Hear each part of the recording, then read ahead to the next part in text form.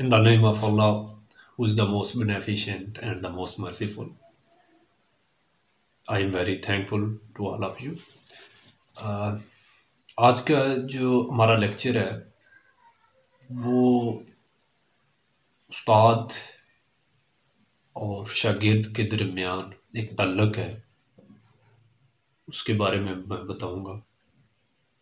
कि जो उस्ताद और शागिर्द का तल्लक कैसे होता है और उसकी जो शागिर्द की पैवंदकारी है वो उस्ताद कैसे कर सकता है। इसमें हमारे पास समटाइम्स मिसकंसेप्शंस होती हैं कि आया कि सिर्फ़ और सिर्फ़ वालिदैन ही बच्चों की नर्सरिंग करते हैं, बल्कि ये एक क्लियर कट पॉइंट होता है कि टीचर्स के पेरेंट्स के अलावा जो उस्ताद का रोल है वो मैंडेटरी रोल है स्टूडेंट्स की नर्सरिंग में। अब वो कैसे है? वो इस तरह होता है कि देखें, ज़्यादा टाइम जो स्पेंड करता है वो स्टूडेंट अपने टीचर के साथ करता है। अब ये जो छोटी क्लासेस होती हैं इसमें एक ही टीचर होता है जो पूरी क्लास को चला रहा होता है और थ्रू आउट द टाइम वो तमाम स्टूडेंट्स उसी टीचर के साथ तमाम सब्जेक्ट्स पढ़ते हैं और अपना टाइम स्पेंड करते हैं, लर्निंग करते हैं, डिफरेंट चीज़ें सीखते हैं, नॉलेज एक्वायर करते हैं। मीन्स के वो जो टीचर है वो स्टूडेंट्स के लिए रोल मॉडल होता है। वो किस तरह? हर साइड से उसमें टीचर से वो स्कूल की ज़िंदगी के बारे में भी सीखते हैं और इसके अलावा वो चीज़ें भी सीखते हैं कि जो टीचर परफॉर्म कर रहा होता है, जो उनको से बता रहा होता है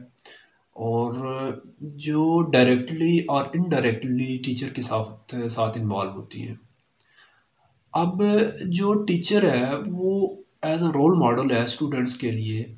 तो उसमें ये चीज़ देखी जाती है कि किस तरह टीचर अब रोल अदा करेगा कि स्टूडेंट्स उससे चीज़ें बेटर वे में सीख सकें। वो यहाँ पे मेन मेन जो फोकसिंग पॉइंट है वो ये है कि अब टीचर के ऊपर डिपेंड करता है कि वो अपने स्टूडेंट्स की मेंटालिटी को जाने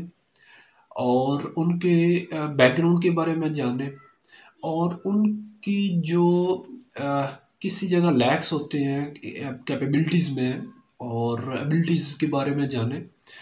और जहाँ जहाँ लैक्स हैं उनको ओवरकम कराने की कोशिश करें। अब जो टीचर है वो सिर्फ़ और सिर्फ़ आता है क्लास में, क्लासेस लेता है और बच्चों के जो बैकग्राउंड है, जो उनके लैक्स हैं या उन चीज़ों के बारे में डिस्कस नहीं करता, तो आई थिंक सो कि उस लेवल की वो कह सकते हैं कि टीचिंग नहीं है या उस लेवल की नर्चरिंग नहीं है स्टूडेंट्स के लिए जिस लेवल की होनी चाहिए। वो क्या वजह है? वो ये वजह ये है कि अगर टीचर स्टूडेंट्स की कुछ पर्सनल चीज़ों के बारे में नहीं जानेगा और उसमें इंटरेस्ट नहीं लेगा और उनको अच्छे मशवरे नहीं देगा, तो स्टूडेंट्स सिर्फ़ और सिर्फ समझेंगे जो किताबी नॉलेज है यही नॉलेज होता है और वो जो एक्चुअल चीज़ें हैं जो प्रैक्टिकल लाइफ में हो रहा होता है उसके बारे में वो थोड़ा सा दूर होंगे। अब जो टीचर और स्टूडेंट का रिलेशनशिप है वो बड़ा बॉन्डिंग वाला होता है, वो बड़ा क्लोज होना चाहिए, जिसमें स्टूडेंट्स अपनी चीज़ें शेयर कर सकें। ज़रूरी नहीं है कि क्लास के अंदर ही हर चीज़ शेयर की जाए, बल्कि ये भी होता है कि स्टूडेंट और टीचर क्लास के बाहर भी एक दूसरे से डिस्कस कर लें। तो इसमें आज के लेक्चर में जो कंक्लूडिंग पॉइंट ये है कि टीचर और स्टूडेंट के दरमियान एक अच्छा रिलेशन होना चाहिए और जो टीचर है वो अपने स्टूडेंट्स की जो कहते हैं ना कि लैक्स हैं उनको जाने और जो भी प्रॉब्लम्स हैं स्टूडेंट्स की उनको सॉल्व करें।